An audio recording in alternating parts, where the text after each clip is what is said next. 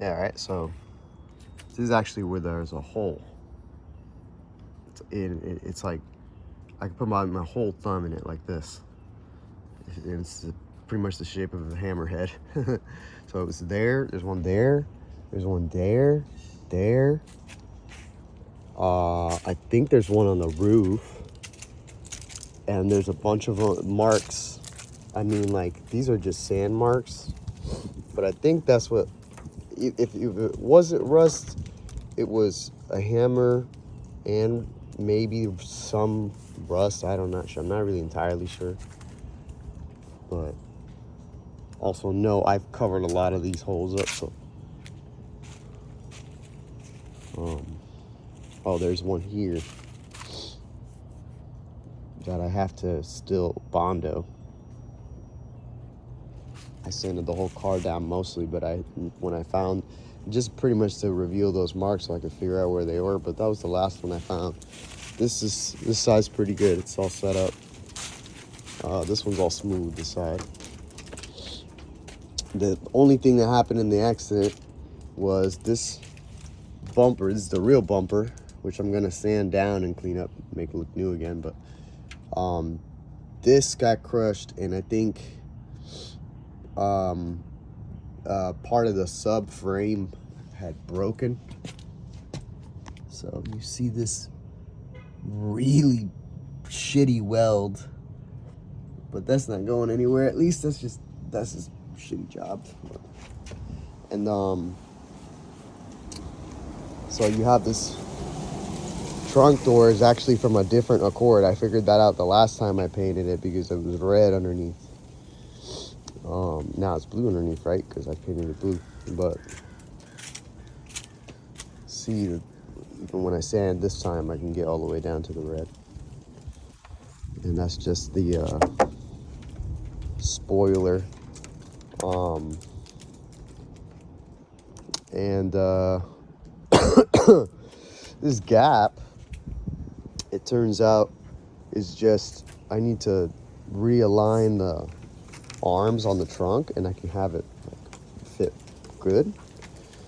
And the last thing I'll note is that this tail light is actually missing a piece, and that's why the bumper was hanging here. And it was also had a weird like screwdriver. I don't know who did that bullshit, but like it was like just driven into nothing. There was nothing that, after I took it out, there was nothing that it was actually hanging on to. I thought that was interesting. This plastic bracket here, I actually ordered a new one, and I'm wondering how to put it in. It may just be a set of clips with holes that the tabs go into. I haven't tried pulling it off yet.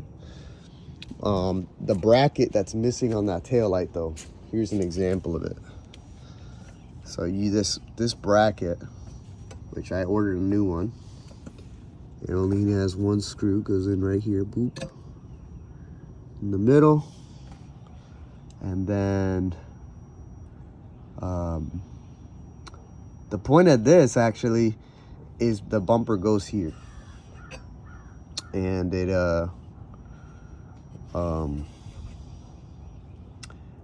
fits snug and makes sense.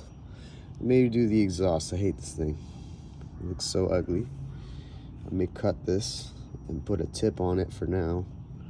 I don't know. That might be a waste of my time though. I want to just replace it with nice straight pipe, shiny, nice straight pipe, and that's it. Okay, that's the story of the car. Little Bluey. It's not so bad of a car. The engine's been fine. I took apart the engine. I took apart the motor. Really, all it needed was motor mounts, and it needed a new belt. And I have one other thing I have to replace on it, which is the pulley arm, or what the fuck am I saying? Not the pulley arm, the pulley wheel. There's a wheel that has a bad bearing in it for the AC compressor, and it probably won't go out. Like, I could probably ride it with that, like that, for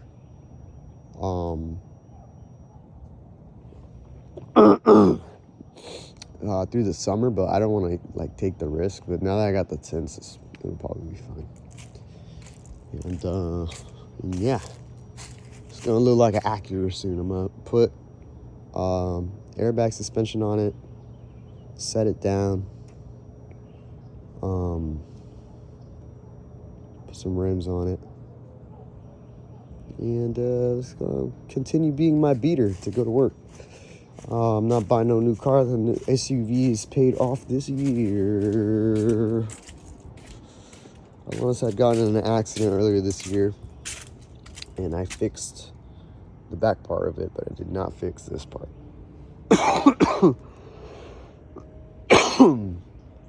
And I figured out how to fix it, but I don't want to do it yet. I actually may still take it to somebody. So the hinges are slightly off. So the door sits slightly off of its position. I don't know if you can see that, but it is poking out at the top. And then like, man, what a pain in the ass.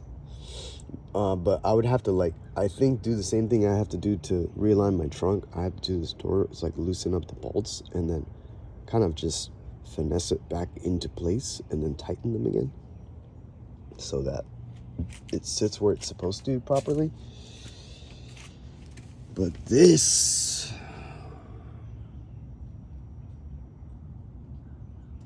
so I may just straight up drill a hole here and pull that out.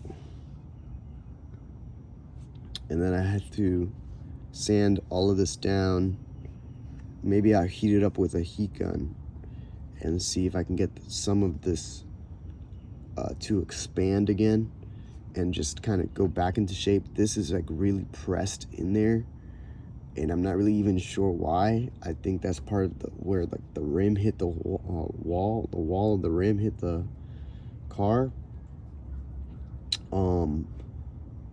And I think maybe that's only, or maybe there's something inside that it hit, because it's really profound. Like it's like, or yeah, I guess pronounced. I guess that's what the word would be, but it's like really out there. And then this right here, light dent, and then it just kind of does the same thing right here, kind of a little bit here. Okay, so how I'm gonna fix that is I'm gonna heat that up with a heat gun, pull that out. Maybe I'll drill a hole, pull this out, right? And then I will cover it with Duraglass, which is like a plaster for cars, I'll call it. And just give it this shape again, because I'm probably not gonna be able to get that perfect, but I can definitely get this dent out, get the alignment proper, and then make it like as perfect as possible, like how I did this. See, these are holes, brother. Anyway, there's some little dents that I can probably just pop out with the heat gun. Just with the heat gun, and then I have like these little suction combs. Pop it right out. That's how I did this. This one's pretty good, but I don't know if it's the weather. Looks like it just went back to play. It looked like it just dented again. Like it looked better a few weeks ago. You could also use heat to bring the color back out in your plastics. I don't know if your car has any plastics. But yeah, I think I'm gonna just start working on cars, dude. And I'm gonna paint them and see if I can make that a side hustle. All right, that's all. Thanks for watching.